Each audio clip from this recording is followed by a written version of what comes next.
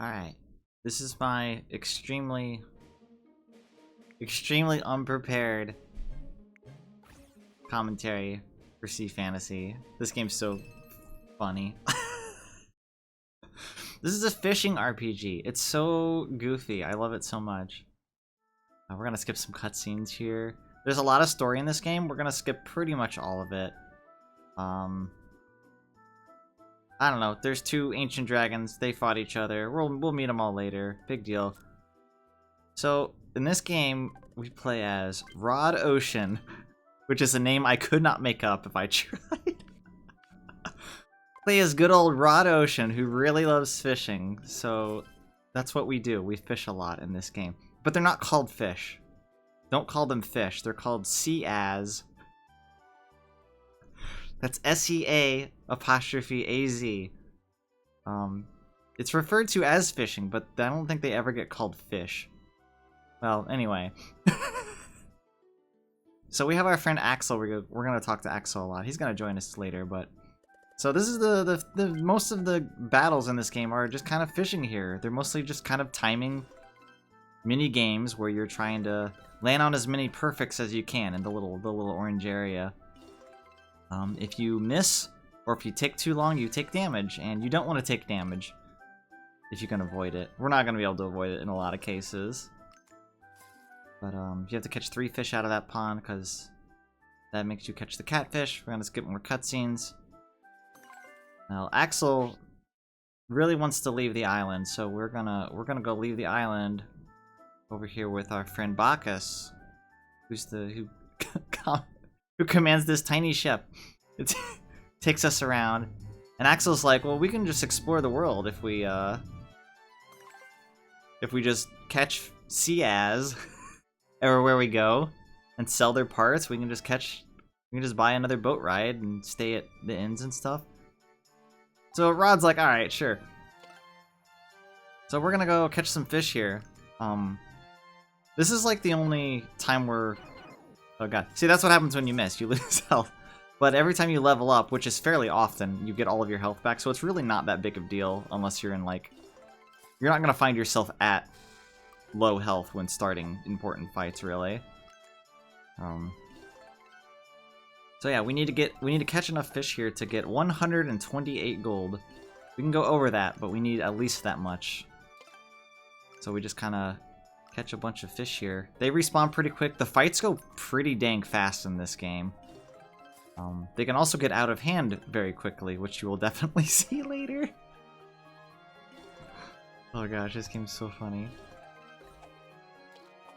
Not all of the fish combat is just this simple minigame. Well, it is this simple minigame, but they start throwing in some pretty weird gimmicks beyond just this normal thing here. I think we usually catch about 8 fish here. 8 sounds about right. I don't remember how much I actually get here. Well, don't want to sell my equipment. Alright, 148, that's pretty close. And Axel's like, oh great, we got enough money to buy the next boat and stay at the inn, so we're gonna go do that. We're gonna go stay at the inn. And, oh, skip cutscenes, it's so good. It's the morning already. Alright, we're gonna go talk to Bacchus, and we're gonna go to the next island. But some bad stuff's gonna happen on this island. We wanna go fish in the jungle, so we're gonna go down to the jungle. I have a potion right there. In the previous island, we also picked up 2 baits off the ground. Bait is... it's gonna be really... It might be really silly to use all these RPG terms, but also, like, in a fishing context. It's equipment. Bait is equipment you equip. Because of course it is. That powers you up temporarily. But in that cutscene we just skipped, Axel just got eaten by a gecko. And no, I'm not making that up. That's actually what happened. So we find ourselves in front of this big world dragon. Well, he doesn't look like the world, I guess. But we saw him in the starting cutscene, like all powerful and stuff at the start. So he's like, we go talk to him, like, oh no, my friend just got eaten by a gecko, and he's like, all right, well, that's cool and stuff. Why don't you go I'm too weak to help, so why don't you go make me a magic elixir out of these fish parts. I'm sorry, he doesn't say fish, he says Ciaz, out of these Ciaz parts or something. And we're like, whatever, I gotta go talk to Bacchus, my friend Bacchus. So Rod explains how it happens. Oh my gosh. There are so many minor details in this game that are just so, like, they try to be serious, but they're just so funny. I don't know, maybe it's just me. So Bacchus takes us to this next island where Gwyn is here. Gwyn is the shipyard captain. We're gonna talk to Gwyn a whole lot. So he's like, I think, I'm trying to remember the plot as I'm doing this because I didn't like prepare for this at all. So I think you're like, okay, we need a big boat, and oh wait, no, that's later. That's later. Never mind. We have a small boat now. We got a small boat now. Right. Bacchus is like, hey, give this guy a small boat so he can go save his friend. And he's like, alright. So we have this small boat now. We're going to take a quick stop here at the previous island that we were on because we actually need to stay in the inn here. Because pretty soon we're going to get the ability to warp around to inns that we've previously stayed at. And that one's just really convenient to grab right now because we're going to need to come back to this island a couple times. So we gotta go find these materials to make the elixir for the gold dragon. That's what our quest right now. It's on the left. It's very helpful. The quest markers on the left are great, actually. I use them all the time. So we picked up a rod out of there. Not rod as in rod ocean. Rod as in fishing rod. We get a free powered up rod out of that box. So we equip the rod and the bait. The bait gives us a bit of extra power for this fight. Baits are only used. They're used once. You use one for every fight, so you actually have to keep track of them. Make sure you don't run out. Some of the fish have a little fight or a dodge mechanic you have to do before you actually do the fish fight. This is fish slime. He's kind of easy. We're just dodging the ice. The ice is pretty easy to dodge. Oh, but it gets so speedy. That's okay. Because it shoots in the same pattern every time. So with the bait gives us 5 more power, which I talked about. There are stats that you can increase. Every time you level up, you get stat points that you can put in. There's like what, 5 different places that you can put your stat points. We put it into power every single time. There is no point into putting stat points into anything but power because it's such a strong stat compared to everything else. The baits that we picked up, we pick up 2 power bait because power is the best stat, especially early on, because the flat bonus you get from it is just really strong. This is the first fish we fight with a gimmick. It spawns these little bubbles, and if you don't press on the bubbles, they do damage to you. But they don't do enough damage to be dangerous, so we just kind of ignore them. And that's the ball whale. The ball whale gets destroyed. And we get another level up. We also picked up the teleport pendant. What's it called? I don't know what it's called. Something necklace. But we have a little quick item use menu that we just set the teleport to, and we set our potions to, just in case we need to use them. Pick up 1 more power bait there, and we're going to go fight the 3rd fish, which is marginally more difficult than the other 2.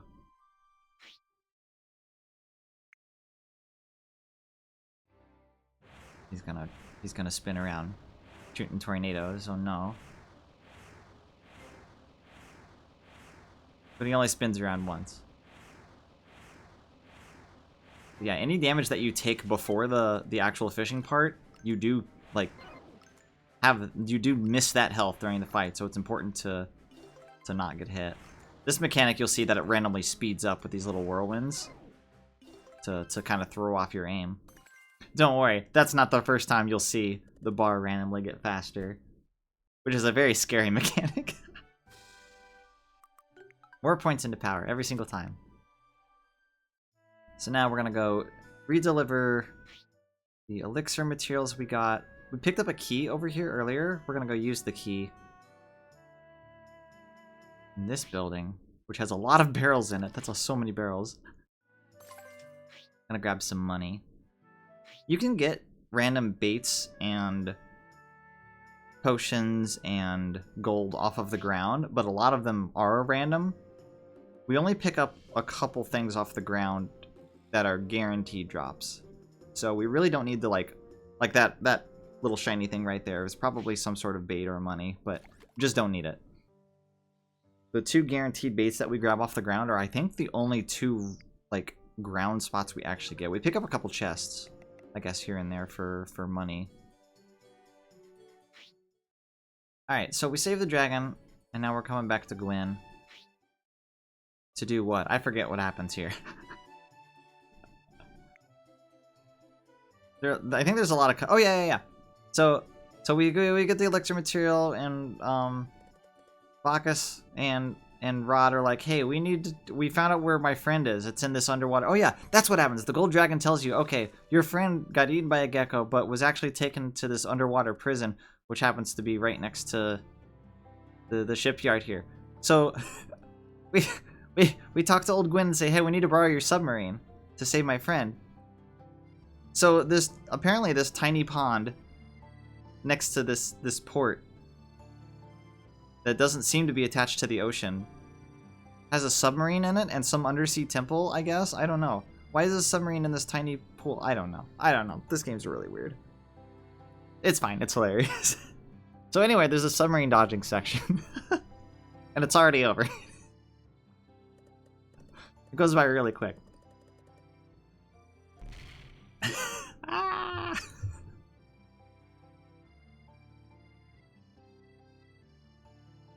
Oh gosh, I just can't take it. I just can't take it seriously. You can't skip this cutscene. I've tried a lot of times. I'm gonna mash through this text. The skeleton next to us has a little shiny thing. This is our first outfit we get.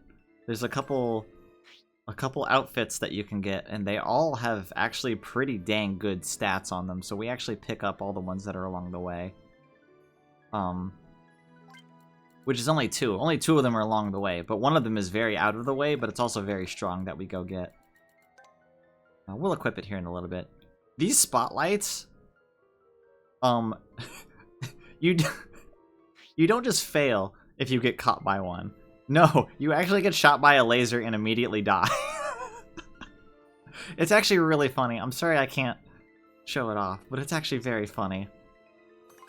Like, you don't just get shot by a laser and die. You get shot and get turned into a skeleton and die. Oh god, I wish I could show you. I'm sorry. Maybe you'll see it. Maybe you'll see it sometime later. So anyway, here's Axel. We find Axel. We picked up a little prison key down there to let out Axel. And apparently we let out everyone else too. Because they just disappear. So we're going to go escape with Axel, but instead of going back, we go forward.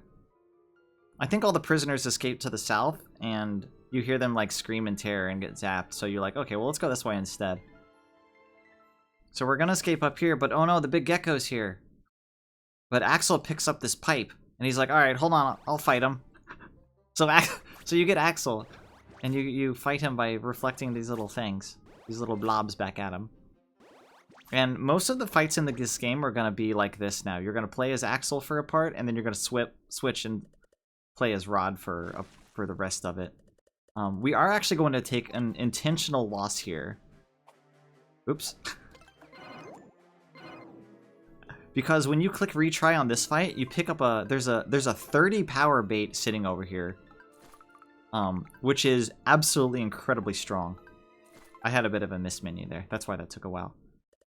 It is beyond strong compared to what anything else that you can get at this point. So you get this free 30 power bait.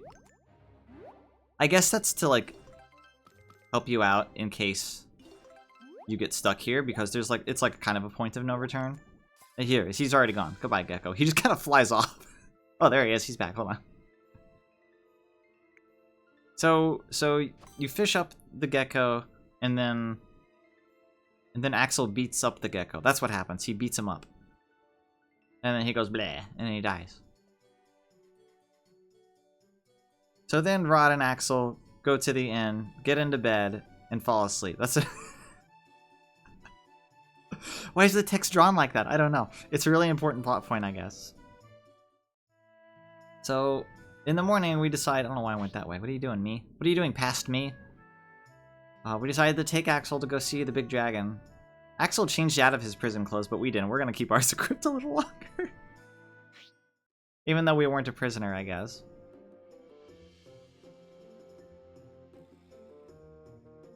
So we find out, I think there's like big plot point stuff here where the dragon talks about, hey, there's like some coming calamity that you need to be aware of. And we're kind of, okay. That's what Rod says. Rod says that a lot. He just says, okay. He's just very silly and dismissive of everything happening around him. He always has this vacant smile on his face. There's a lot of back and forth between... I think this is the part where there's like 3 back and forths between the shipyard and going back to the inn. No, never mind. We're going straight to the mining area. Okay.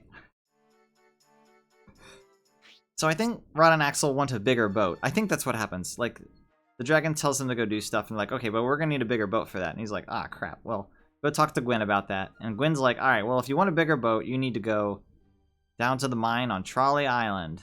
I wonder why they call it that. Well, yeah, give this letter to this person or you won't be able to get past. Okay, that's what we do. So now, now's the minecart minigame, because of course there's a minecart minigame. Where it's kind of like a Mario and Luigi game. You have 2 jumps for both of your people. You jump over the minecarts. You would think that, oh, there's two health bars up there. That means Axel can take 5 hits and Rod can take 5 hits. But no, they share a life force. These 2 idiots. I don't know why this is so funny to me. You can mess around a lot. These little minigames aren't really that dangerous. Gosh.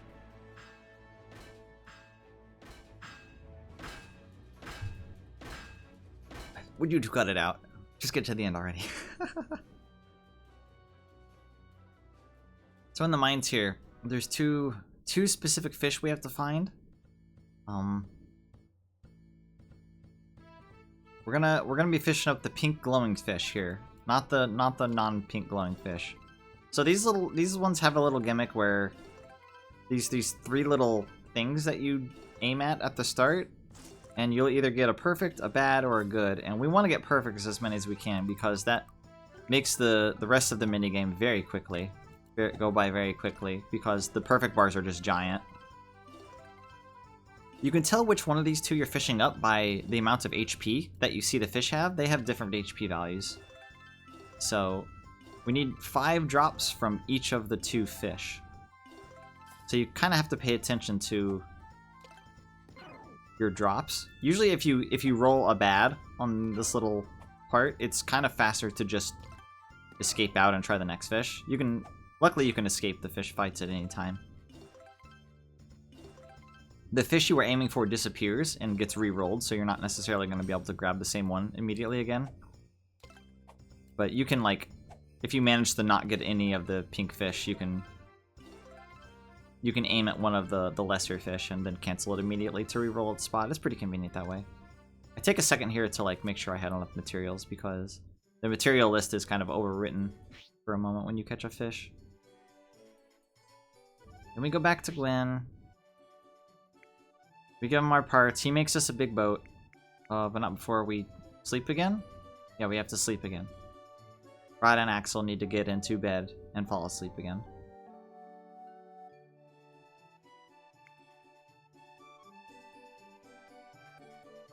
And then poor Gwen stayed up all night, making our big boat. You have to run between the shipyard and the inn in this town so many times, it's ridiculous.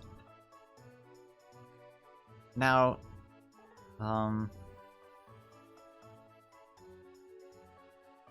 we say thanks and then we head off to the Edo. That's what it's called. That's what it's called. I didn't name it. Which is a very pretty city.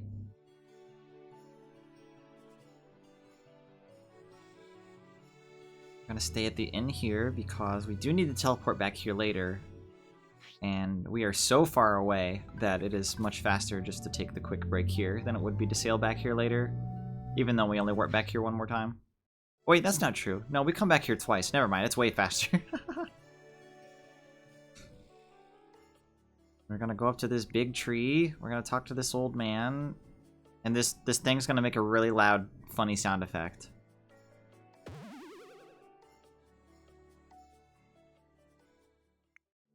There's so many weird, funny things in this game. I love it. Alright, so we're supposed to, like, I think we're supposed to, like, get this really ancient fruit for the big dragon. I think that's what's happening here. And the old guy's like, alright, well, this takes like 100 years to grow. But you can accelerate it with this heart from the Giga Turtle. I think that's what happens. So we're like, alright, we'll go find the Giga Turtle, sure. Wait, that's definitely not what the... I just noticed that's definitely not what the text says on the list. What does that say? Gigantoplas liver?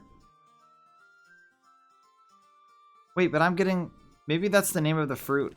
Maybe that's not the name of the... That's not the name of the Giga Turtle. I don't remember. Anyway, Rod's gonna walk into these boulders a lot. Whatever. This is the first of the, This is the first of the side-scroller dungeon. Oh, you thought this game was just fishing, didn't you? Nope, there's actually some side-scrolling sections. Because of course there are. I think there's 3 of these. There's 3 of these where you play as Axel, and he goes through, and he doesn't have a metal pipe anymore. He actually has a proper sword, where he has to get some special items from these dungeons. Magical tools, that's what they're called. He has to find these magical tools.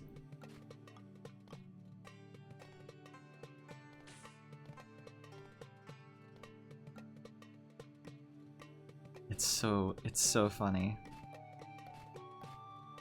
Everything about this game is so... It's so silly. I love it so much. Nothing in this dungeon does enough damage to be dangerous, so you can pretty much just damage boost through everything. There are parts in some of these little pots, and I don't really, like, get any of them before the very end. Because they heal you to full, and you, like, don't need to really worry about your health. You don't need to stop to kill anything. So we just, like, grab that, and that's good enough. That's good enough for the giant pharaoh monster. Roar! The great demon god Arab golem. That's... I didn't name it. That's what it is. That's what it's called. So, the best you can really do on this fight is to hit as many parts as you can at once. Your damage ranges from 1 to 4, which is a big range for such low numbers, actually. Some parts sometimes you do 4 times as much damage as other times. I don't know. So you try to hit as many parts as you can. The magical tool we get in there lets Axel lift and throw boulders. So we're going to do that right now to pick up our next outfit. The Great Thief. It doesn't have anything too special on it, just more stats than the prison uniform. We're gonna do a quick little shop trip here, buy some power bait. Gonna equip the armor and the bait for the coming boss fight, and then we're gonna stay at the end because we gotta teleport back here later. And then we're gonna go fight the Giga Turtle, which is the first actually hard boss in the game. I think there's 4 bosses, I would say, in this game that are, like, actually dangerous and likely to lose on. Losing in this game doesn't take too much time, but it's not exactly uncommon to fail a boss fight in this game. Ancient species Giga Turtle. So we need to pick up the rocks. Sometimes he spawns rocks when he bounces. Throw them at him and then chop him a bit. Giga Turtle has the fishing part of the boss fight. He has a lot of health. And what's going to end up happening on a lot of these boss fights is that if a mistake is made, or if probably 2 or 3 mistakes are made, the fight is just not winnable. So Giga Turtle's gimmick is that he's gonna flip the bar while we're trying to do it here, and it just becomes disorienting. I guess we really haven't talked too much about like how the battles work, like how damage works. You have a health stat. The enemy has a health stat. If the blue bar shrinks down to 0, you take damage. If the timer in the middle hits 0, you take damage. If you click outside of it, like just into the gray area anyway, you take damage. So you are going to take damage. It is unavoidable because of there's 2 timers working against you, and you're liable to miss things every so often anyway, especially because some of the rude mechanics later on. But that's the first fight where it can get really out of hand. If you try to be too greedy on when it's flipping and your timing's off, you're gonna get hit a lot pretty quick. But worked out pretty well that time. After the Giga Turtle fight, we do craft a hook. There's a little crafting mechanic in this game where you can use enemy parts to craft fishing hooks, and the specific parts you use and the amount of parts you use determine how good the stats of the hook you get are. So to level up your crafting, you have to catch unique fish. We don't really catch that many unique fish in this game. This is almost exclusively a boss rush. Almost exclusively a boss rush. So we only have one, we can only use one enemy part at this point, and by the end of the game, we're just barely going to be able to use 2 enemy parts. So we really only craft 2 hooks. One of them's right there. After the Giga Turtle, we go back to Gwyn, and we say, hey, we need an even better boat. And he's like, alright, well, go beat up this ancient Ciaz in this to get me a cool item. And we're like, alright, we'll go do that, whatever. This is actually the hardest fight. It's not the hardest fight. It's the second hardest fight in the game, I would say. So we actually use some skill stars we've been hoarding to give us some extra stats. We also made a small detour to pick up an enemy part that we're going to use later for a hook. This is Stormville. This fight is rough. Getting zapped right there stinks because you take a lot of damage. I actually, spoiler alert, I don't do too good on this fight. I don't do very good on this fight at all. So ideally you don't get zapped by the lightning at all. I think I get zapped twice here, which is way too much. Luckily, if you click restart after you lose a fight, you get all of your health back. Unfortunately, in this fight specifically, it's faster to reload a save than it is to click restart.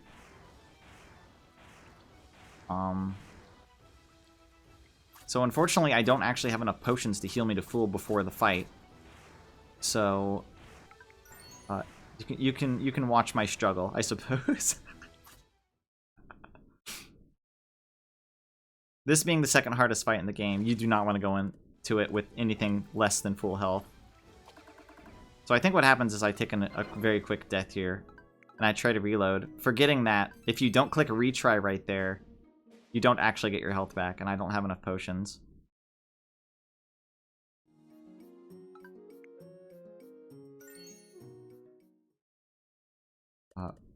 This fight's hard. I guess we can talk about the fight when we actually like get into it. Do I actually try? I think I actually try here. It's futile. The timer's way too short. The timer's way too short. You're going to get hit multiple times, and you really just have to outdamage him. You can't go quick enough to avoid taking hits on this fight. So that was the walk back. So what he does, what Stormville does, is he zaps you with lightning, and that causes your targeter to like shake uncontrollably. It oscillates between slow and fast speed a lot, and it causes a lot of misses. because his initial blue bar is so small, it's even harder to get in there. Like, even going back like that, it's difficult. I think I restart this fight like 5 times. It's tough. This one's tough. And you can not aim for perfects on this fight at all. The thunder mechanic just makes it entirely too luck dependent to actually aim for perfects on this fight. Look how small that is. See, look, the blue bar starts on the left there. You can't even get back to it before before time runs out. I'm really glad restarts are really fast in this game. I think games can be a little rude and kind of unfair if the restarting isn't. This is my opinion. If the restart is quick enough, right? Okay, that one was my fault.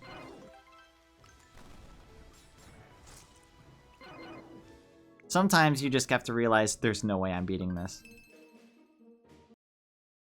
The aim in this fight is just to hit the blue bar as much as you can. Don't even go for perfects. Just try to get the blue bar as much as you can. But unfortunately, if it spawns in a bad spot, you just can't. Sometimes you are just unable to get back to it before the timer runs out, like this, right here. This is a restart. You should restart, me. What are you doing, me? You're not gonna make it. Okay, good job.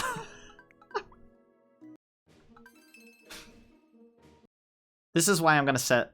Things like this happening are why I'm gonna set the estimate of this game for like 1 hour and 25 minutes. Even though my PB is like 15 minutes faster than that.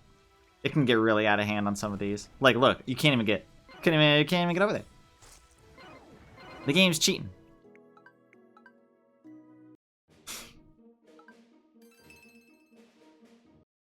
Game's cheating.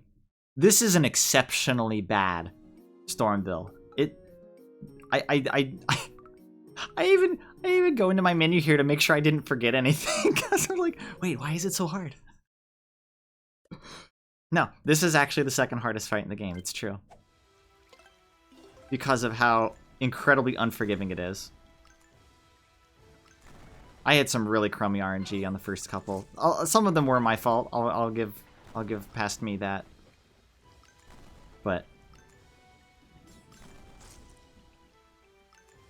see, when you just can actually hit the blues, it's not that hard. Very, very mild flashing right here. Sorry, that wasn't much of a warning. That's like the only bad flashing in the game right there, and it's relatively mild in my opinion. Anyway, finally, after an incredibly awful Stormville, oh my gosh. We go back to Gwen. Here's your thing. He's like, there's no way you just got this. Dang it. All right, fine. I'll give you your big ship. So now Rod and Axel have to go back to the inn, get into bed, and fell asleep. Whoa, what was that cutscene? Who are those characters? Oh no. Hope they're not evil people. There's no way, right? Evil people in the world of Ciaz? Alright. So, the next task we have is to get, apparently, the livers. I'm looking at the left thing here. The livers from these two, some ice fish and big firefish. Who is Utuburos? Why does it say Utuburos liver? That's not the name. That is not the name of the enemy in the volcano land. That's just flat out wrong. Whatever.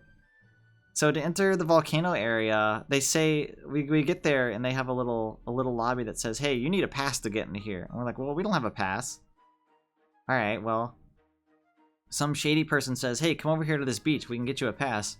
And Rod, being Rod, just says, "Okay." So we go over there. Rod gets kidnapped. And they say, "Hey, find us this treasure and we'll let your friend go." And Axel's like, "Ah, dang it." So that's what Axel's gonna do. He's gonna go in here and find this treasure. This is the second Axel section. This one has these little boss gauntlet rooms. They're not too bad, except they're kind of bad because it has these little bats, and these bats stink. They fly straight at you, and then they don't move for way too long. I can't aim. I can't aim, by the way. Yeah, no, these bats stink. They wait way too long before they move again, which means that you have to spend time to go at them. Even though they only take 2 hits. I I can't explain how the movement is in this section. It's really weird.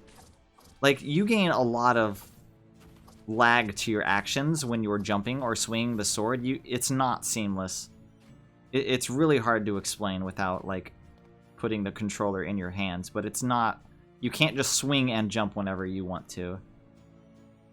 That's what makes his parts... That's what makes his parts a little awkward to optimize, I think. They could definitely be better than I'm doing, for sure, but it makes it a little more awkward to optimize. And dealing with these bats. There we go. These little zappy guys, they typically fly at you, so you don't really have to worry about them because they're going to get into your range of your sword anyway. That one went pretty good, I think.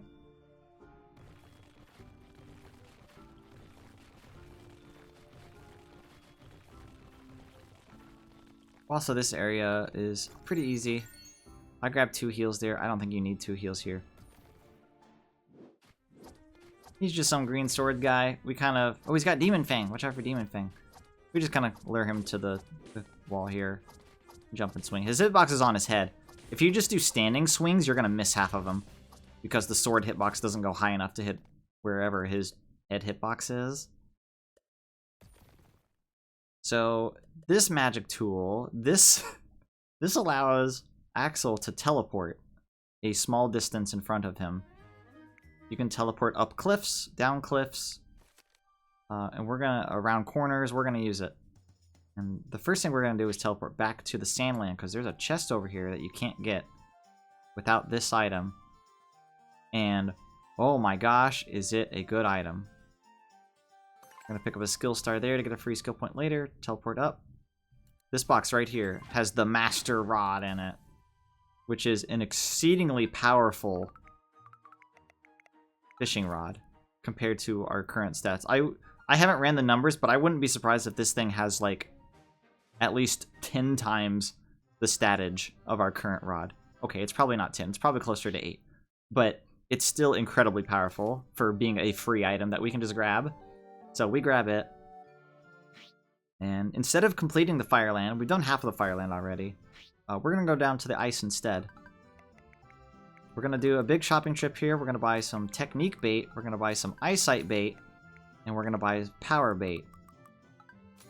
Power makes you do more... Oh, and some potions too. Power makes you do more damage, as you might expect, whenever you click on the minigame. It increases the amount of damage you do. I think a perfect on the minigame does, like...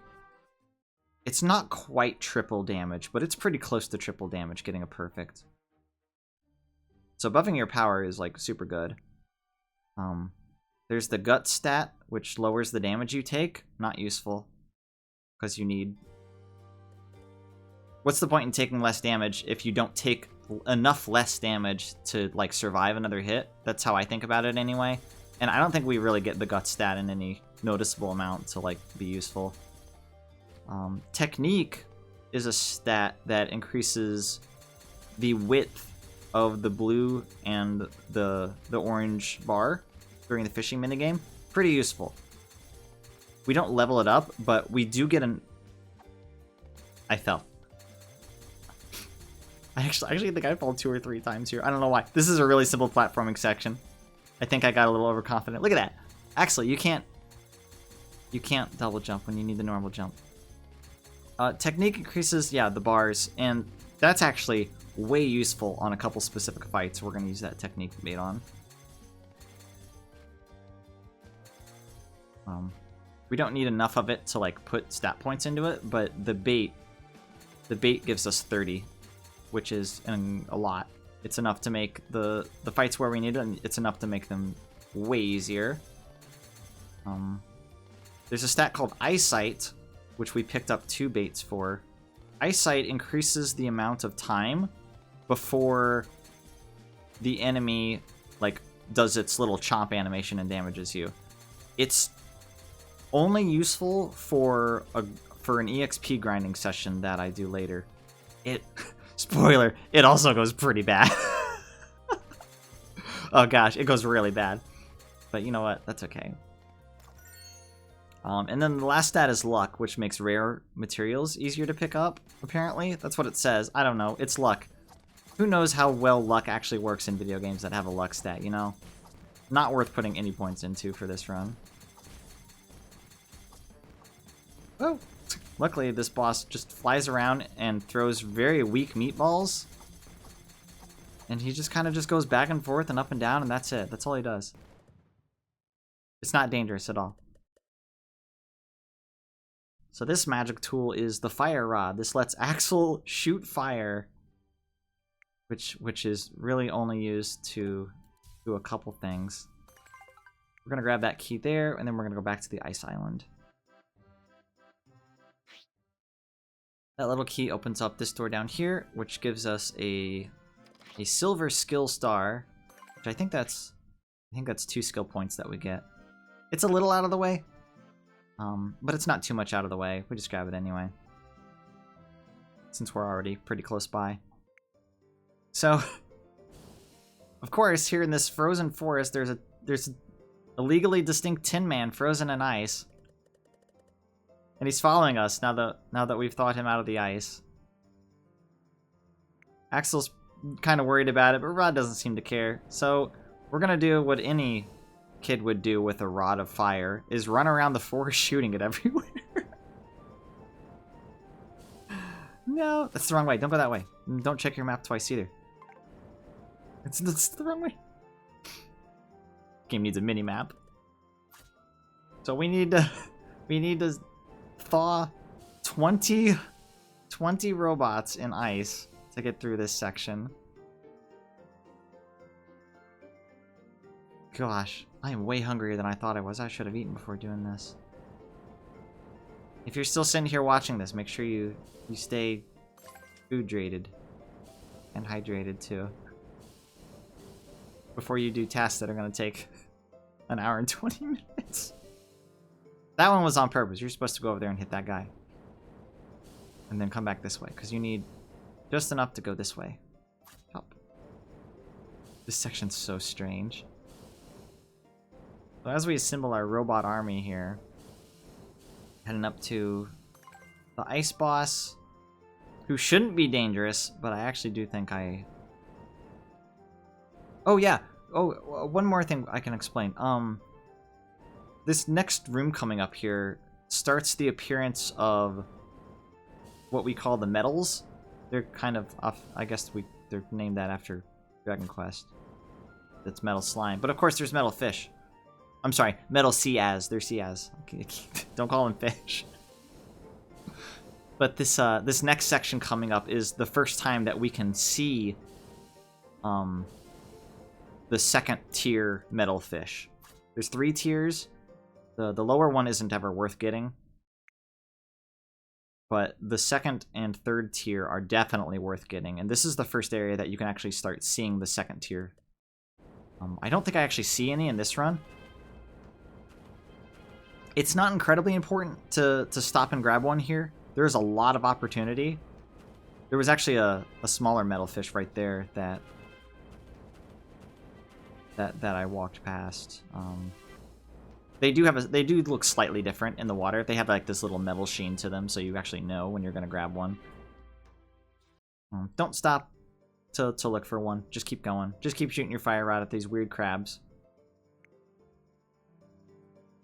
You can actually get the 3rd tier metal fish on this screen, but we don't stop at any of these little side islands, so we actually just don't have the opportunity. If you shoot your fire rod too quick during this part right here, you wrong warp to the volcano island. It's really weird, and then you have to walk all the way back. By the way, found that out 2 days ago. Very silly. This is Iceburn. We're gonna shoot the fire rod a lot at him while dodging these little ices. Iceburn's mechanic is that he's going to freeze your... We're gonna equip the superpower bait. He's gonna freeze your thing at some point. Right there. And then you have to mash. You have to mash to get out of it. It's not too dangerous, and your bar actually moves fairly slowly at this point. But But if you mess up, it's actually pretty easy to get a little overconfident in this game, actually.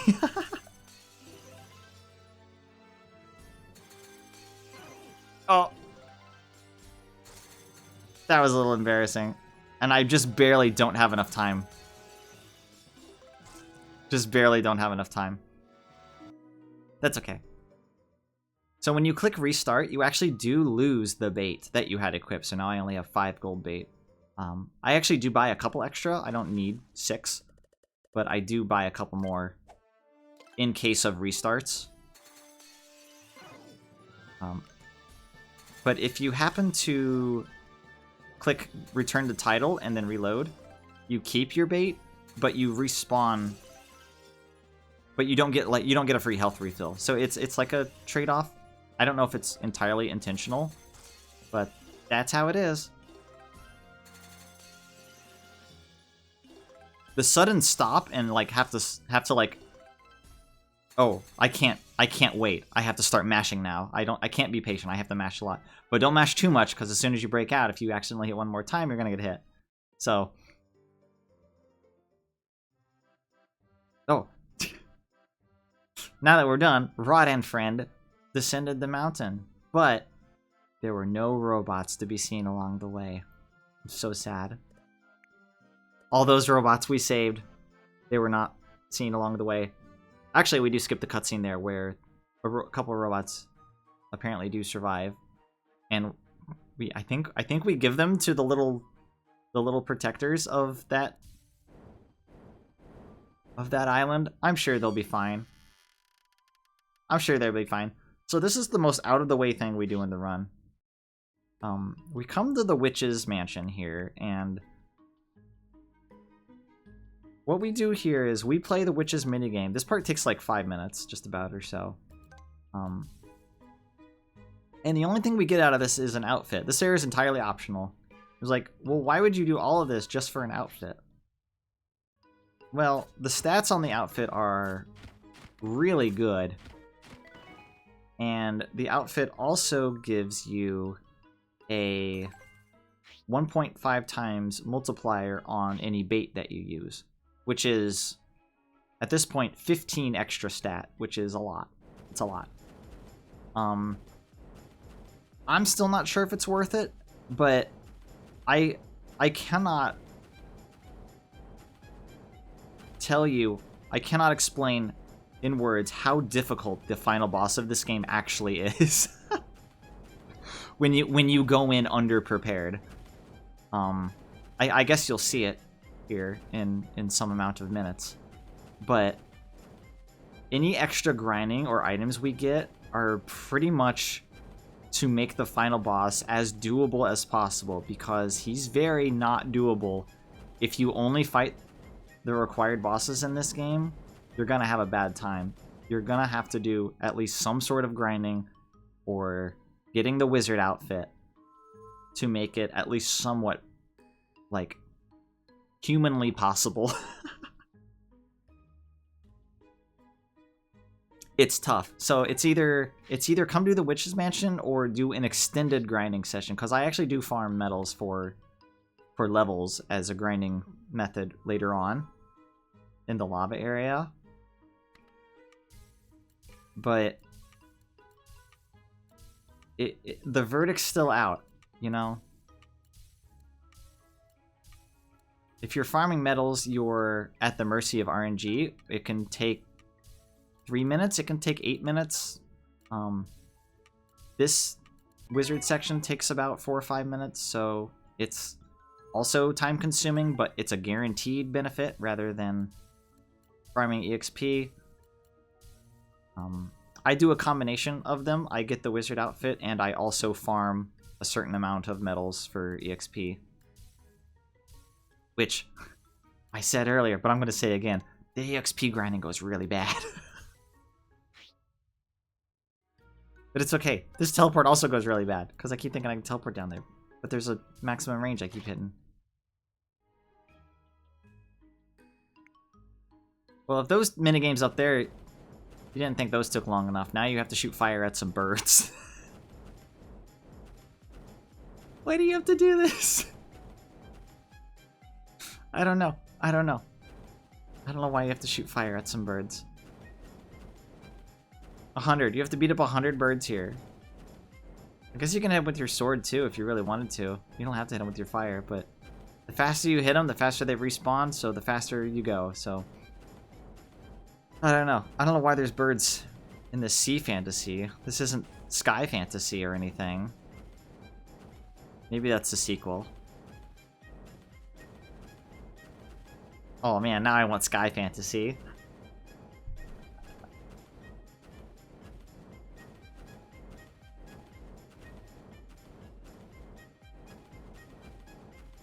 Where are we at? We're almost there. 90 birds. This fight this whole section feels like it just takes a long time, but the wizard outfit's just so good. Well, whatever. That's the last thing we have to do. So we get to the witch. She's like, "All right, here you go." Just kidding. Nope, it's up here. There it is, the wizard. Which, by the way, I should equip immediately, and I forget to. I spent so long getting that, why would I forget to equip it immediately? I don't know. Silly bunny. We're gonna take another small detour here to beat up Venomous Dragon Venom, who's also very easy. You kind of want him to stay in place, but sometimes he just kind of wants to go the other way. I do have to use a potion here, and I do a quick equip on it. I set it on the quick equip. I probably shouldn't have set it on the quick equip yet, because I'm about to get another item here that I also set on the quick equip. I should stop saying that, because it's really hard. Venom as a boss is very easy. The perfects do like half of his health and damage about. So the blue bar does a little bit of damage to you, and it's not enough damage to be scary. You heal it all back anyway, so it's just kind of whatever. Some bosses do not let you, or they do not open up the skill point allocation. Most bosses, I would say, don't open up the skill allocation after you level up off of them. So sometimes it'll open and we'll have just like 10 skill points. So Venom, we pick up the item called, I don't remember what it's called. It's some hourglass. But it's right next to the volcano area, so we're gonna come here now. And what the hourglass does, it swaps between day and night. There's like a day and night cycle in this game, and some fish will appear or disappear depending on the time of day. I don't know, it's a neat little mechanic. This item lets you swap between them. We're gonna see, wait, no, not yet. I have to carry this rock over here first, that's right. But as a consequence of resetting the time, it does something else that we're going to use to grind our metals.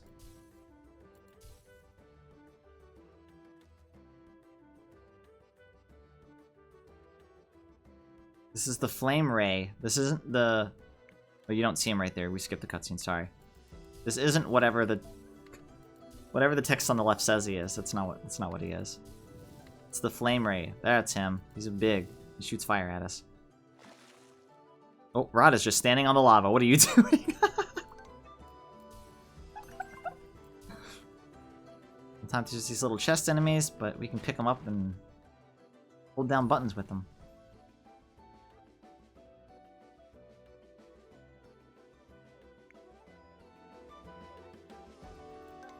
The cutscenes that I don't skip is because we can't skip them. It's really weird what the game determines is a skippable cutscene and what isn't. I don't know. Sometimes it feels completely arbitrary.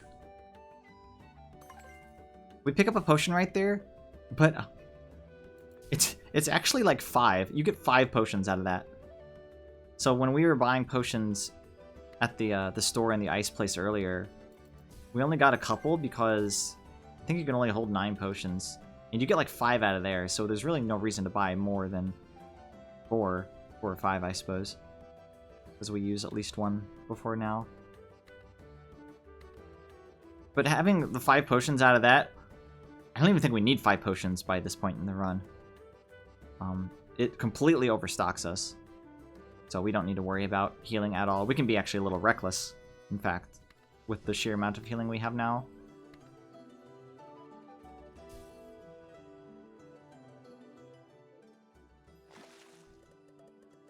So, here's the Flame Ray fight. Flame Ray shoots out fire in a circle. You have to teleport into the circle to not get hit. Does a lot of damage to Axel. Axel, does like, I don't know, like 120 damage maximum. It's a lot.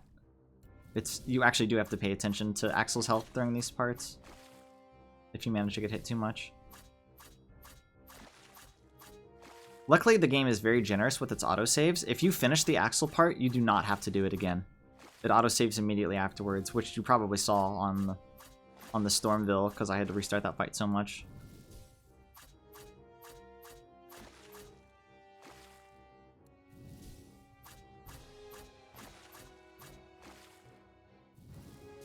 Rod's part of this fight is a little different than usual. The bar always moves very fast, but you get an incredible amount of time before... You get 50 seconds before the chomp. So as long as you're not missing, you're not really taking damage in this section at all. So you can just kind of comfy... You can afford to make mistakes like that because you're not worried about taking timer damage. Come on! I don't know why he says come on. Come on! But you can take a long time in that fight and still be safe. It's actually pretty nice. So despite it moving at Mach speed, it's actually pretty chill. Alright, so instead of warping out of here, this is going to be the EXP grinding session. There's a spot up here that has 4 fish spawns, and all of them can be the second or third tier medals. The Grand Medal and the Full Medal is what they call. Finding the Grand Medal first is actually really scary. So how the medals work is they only have a blue bar, and they only take 1 damage. The thing about them is that they do an incredible amount of damage to you. Look how far... Look, if that blue bar is on the left, you lose a lot of time, and it's so small by the time you get there, you're like liable to miss. Watch this. Oh, I make it. I missed that though. And I just barely do not have enough time. No! Missing out on a Grand Medal stinks, by the way. Those things give a little less than twice as much EXP as a Full Medal. So you don't want to miss them. This one's a Full Medal. It has a little less health and does a little less damage. But you do not want to miss on these or let the timer run more than it needs to, because you will just die.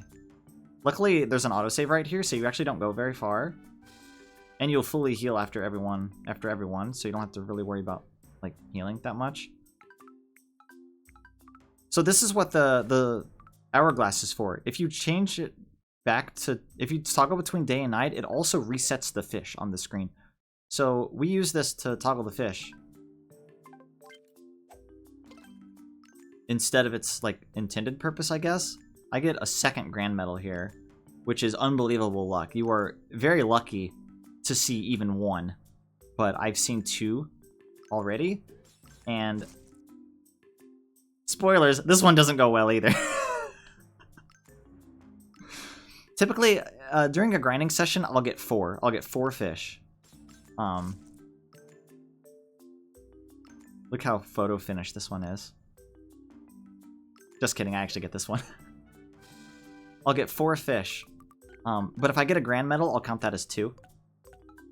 So I'm 1 fish away, and I'm actually debating right now, should I just leave? Because I'm pretty sure 3 is fine. I think the 4th one's really just for extra safety. But no, my decision leads to some unfortunate events that I didn't know could happen. That's okay, though.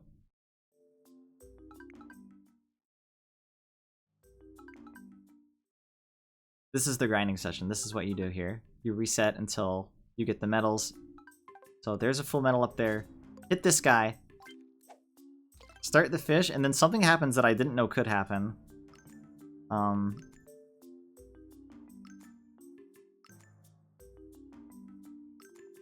The box actually wakes up and starts hitting me while I'm fishing. So I'm thinking like, ah, crap. Can I make this? And the answer is no, I can't make it.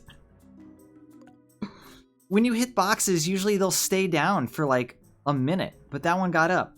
And then there's this little weird thing right here. And I was like, wait, can I actually like get the medal again? No. The answer is no, you can't. So, that's so funny. So then I go back to resetting. Which was a mistake. I think I should have like... I think I should have left after that unfortunate incident. But I didn't leave. I stood here. And reset for medals again.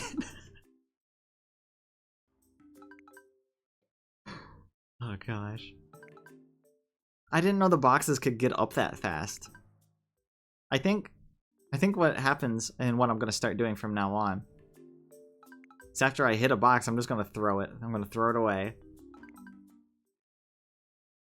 So that way if he does get back up,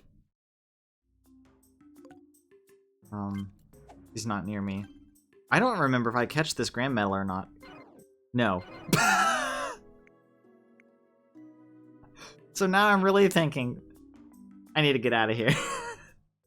This is why this medal grind is really hard. I mean, this specific one. This is why it didn't go well. I do buy...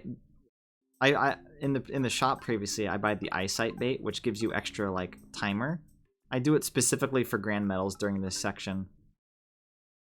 But I missed the first one, and I forgot to take it off for the full medal afterwards, so... It's gone. It's gone. No more bait.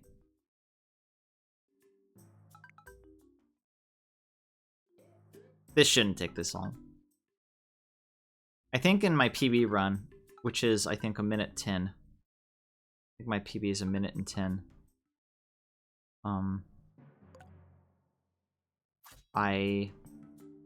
My grinding session is like 3 minutes. It's so fast. I'm gonna check. 1:10, yeah, 1:10:14 is my best time. Which is only like 8 minutes from now, by the way. This section just goes so bad.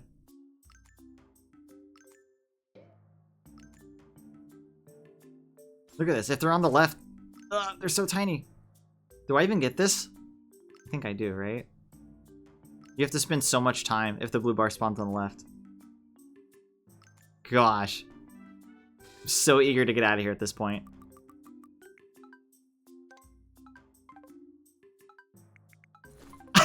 Oh, good. That's when I remember. That's when I remember to turn the wizard on. Turn the wizard on. No, that's not a good phrase. Equip the wizard. Anyway. Immediately after that is the third hardest fight in the game. Which the grinding session actually makes a lot easier as long as you're patient. You have to be patient. This is Athena. She's gonna reverse my controls and throw whirlwinds, but luckily we have so many health potions that it doesn't really matter. The gimmick of this fight is that she will randomly speed you up and reverse the direction your thing is moving, which is a bit of a pain. When you hear that little bell, that bell means that your thing is being reversed. However, it doesn't reverse it if your next bar is loading, like after your next one's loading in, if you haven't started moving yet, it doesn't reverse it. So you actually do get a couple opportunities to like completely skip. That's a bell skip. I've named that just now. That's what the bell skip is, okay? is when you skip having your aim reversed. As long as you're patient, you can get by this fight pretty quickly by just hitting blues. It's pretty hard to hit the orange in this one because of the speed ups. You're just going too fast most of the time to actually reliably hit one. And sometimes that happens. Sometimes you'll get reversed.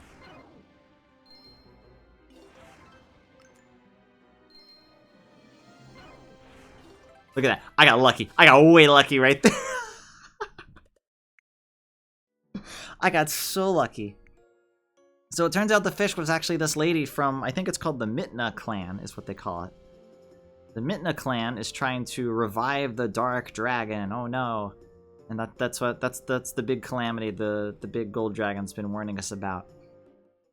And so we beat her up, and she's like, well, we beat you up because, or I beat you up because you beat up my brother. And we're like, we didn't beat up your brother. What are you talking about?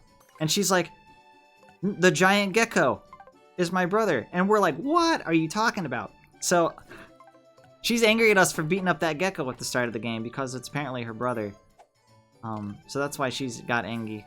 Oh, and also she's trying to cause the end of the world. But mostly the gecko thing.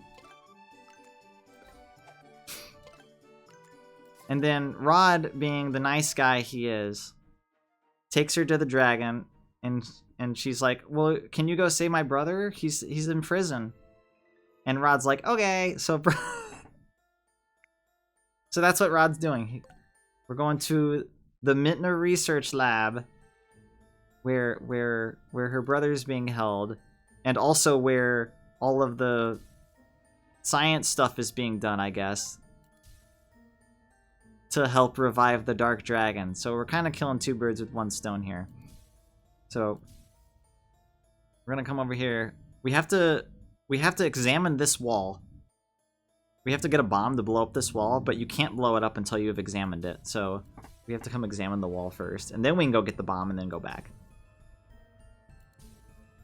I love this game. Funny story, if you're holding this bomb, you can actually move in more than 8 directions. Look at this. Why is that the case? I don't know. That's how they programmed it, though. You can only move in 8 directions, and you can only move with the stick as well. So it's a little awkward moving around, but when you're carrying that bomb, you can move in all the directions. It's great. Kind of wish you could do that all the time, but whatever. These spotlights also zap you into a skeleton like the other ones do. This looks like a headache, but it's actually pretty simple to just go up twice. So there's 2 bosses here. We're gonna fight Ghost first. Ghost is extremely easy. Even without the 30 power bait we have equipped, Ghost is extremely easy. We definitely do not need the power bait right here. But we have it, so we might as well use it, because there's only 3 fights left in the game, and we don't need it for this one, and we use a different bait for the next 2, so we might as well. Ghost's mechanic is, he makes these 4 fishes, and you have to chop them between 2 and 4 times to find out if it's the real one or not. Only the real one causes the health bar to disappear. That's it. That's the RNG mechanic. We get pretty average luck. The fishing part of Ghost is that he causes little ghosty targeters to appear. It's supposed to be confusing, and I guess it kind of is, except that yours is a different color than the rest. And also he has no health and doesn't do like any damage, so the fight's already over. Poor Ghost. Alright, so we got a prison key, and we're gonna break the gecko out of prison. Has there ever been a speedrun or a game in general that has used that phrase before? I don't know. So we're gonna break the gecko out of prison. There he is. And he's gonna teleport us to the worst researcher, Adam Mitna. He's just the worst. This Adam Mitna guy, he's just the worst. He's also a fish. No, I'm sorry, he's not a fish. He's a sea ass. So He's the worst. So we gotta dodge his little square lasers and throw bombs at him and blow ourselves up sometimes, but whatever. So we actually do equip the technique bait for the first time. The technique bait increases the size of the blue and the orange bar, which is a huge help. The orange bar is absolutely massive compared to what it usually is. This fight has two gimmicks to it. There's these little warps where when your bar hits that, when your bar hits a warp, you warp to the other warp, just like that. And these little circular shields, they're not dangerous, but the spots that they cover, you cannot hit. So if they're targeting a blue section that you want to hit, or the orange perfect section, you just cannot hit when you're on top of them. Just nothing happens. It doesn't do damage to you, but it doesn't hit whatever you're targeting. That fight's pretty easy if you're hitting perfects, and that's what the technique bait is for. It's to cause perfects. So here, we get just enough fish to get a crafting level, which makes us able to use 2 materials in crafting. So we use the 2 strongest materials we have, which are a grand metal scale and a shinlong scale, which we went out of our way to pick up earlier, to craft a super hook. We use all of our skill points, all of our skill stars. We equip a technique bait, and we go to the final boss, which is a 4-phase fight. Is it 4? It might be 3. Well, it's like 3.5. First phase here, we're shooting fire rods at these meteors. I love this game so much. This is so funny. We're shooting these meteors with Axel. We're shooting them with our little fire rod here. We have to... Every time a meteor falls, we take damage, and we do not want to run out of health here, or else we have to restart the fight. In the meantime, our dragon's shooting fireballs at him and doing most of the damage. We need to get him down to about 16,000 health is all. Hitting him with the fire rod does do damage, but it's not enough to be that impactful, and you really need to... And you really need to hit the fireballs so you don't die. That little phase there you can't do anything about. It's a plot loss. So during this fight, you actually have to hold down a different button to create the shield around you to protect you from the meteors. I love this game so much. Just explaining it is making me laugh because it sounds so bizarre. But no, it's exactly what's happening. You have to shield. You have to shield from the meteors. You cannot hit like your target area while you have the shield up though. So you have to release the shield and then press. And it's actually a little strange to do. It's a little strange to do accurately, but thankfully the perfect bar is so big that it's pretty easy to hit.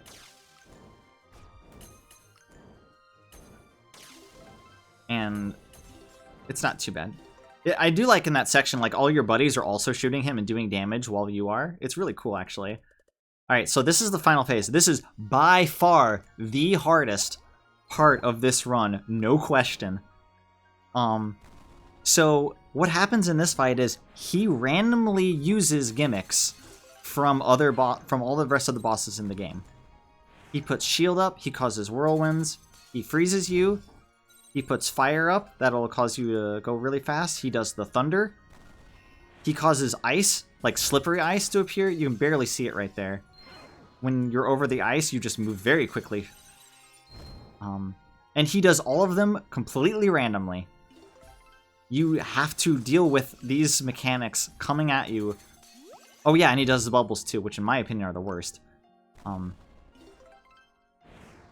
You have to deal with all these mechanics randomly coming at you one after another, and it is a marathon. It is a marathon of concentration and split decisions to get through this. You can't leave the bubbles up because you're going to take damage, but if you waste time trying to hit the bubbles, another mechanic might pop up that causes you to take more damage.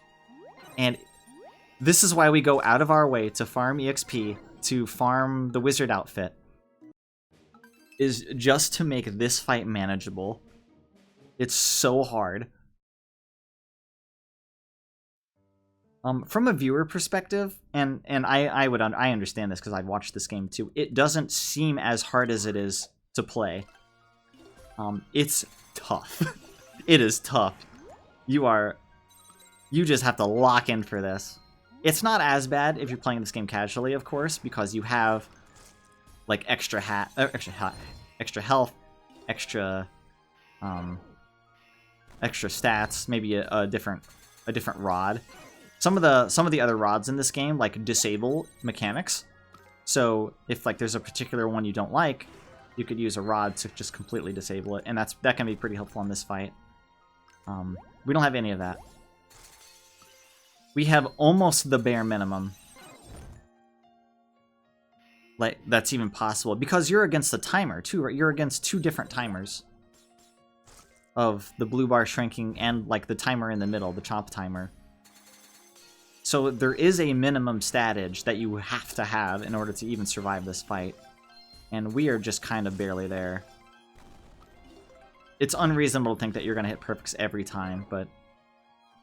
if you could hit perfects every time... Look at this, look at this.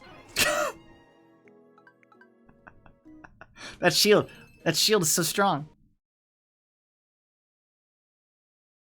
I don't think this takes me too many more tries. But that's just the nature of this one. This fight and the metal farming, I would say, are definitely the big RNG parts of this run. This one probably more so, because it's a different fight every time. It's so hard to like prepare for, and you have to decide so quickly. Like, look, everything's just flying at you.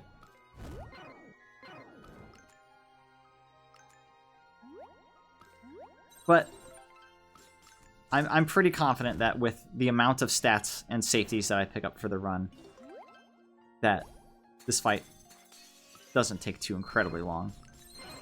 It doesn't take that many tries. Is what I say, but you know what? It's fine. I think I get it on this one. Okay. I love that Rod's last line before fighting the final boss is just, okay. Rod Ocean. Gosh.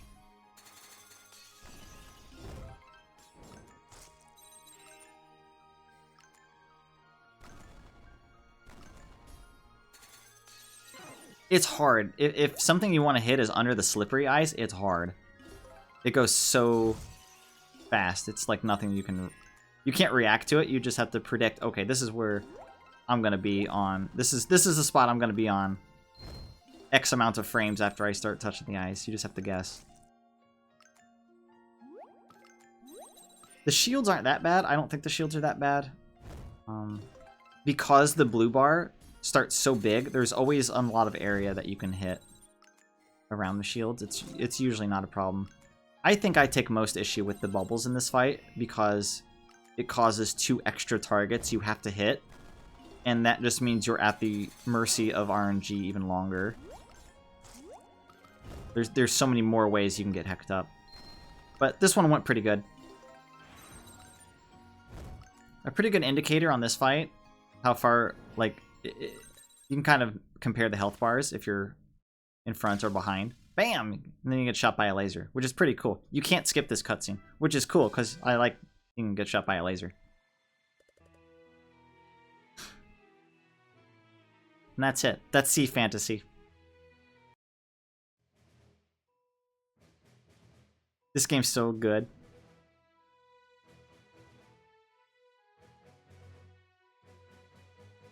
There's a ton of the game, a ton of optional things in the game that you don't see here.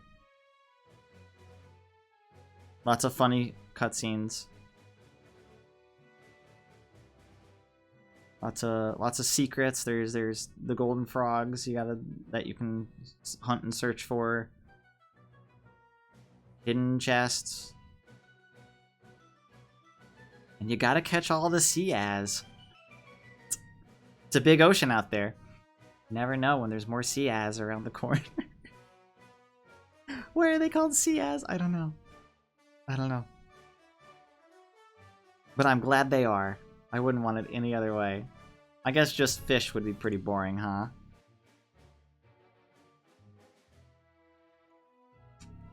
Yeah. Let the credits play out. I love this long list of playtesters. Like, it's a very long list of playtesters. I'm not in there, though, despite playtesting the game. That's okay.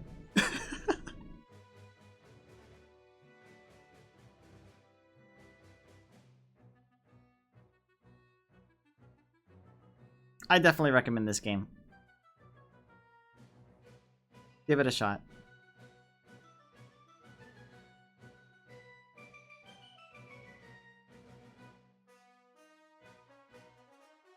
I guess I don't have to sit here and let the credits play, but I'm going to. Thanks everyone who helped make this game possible.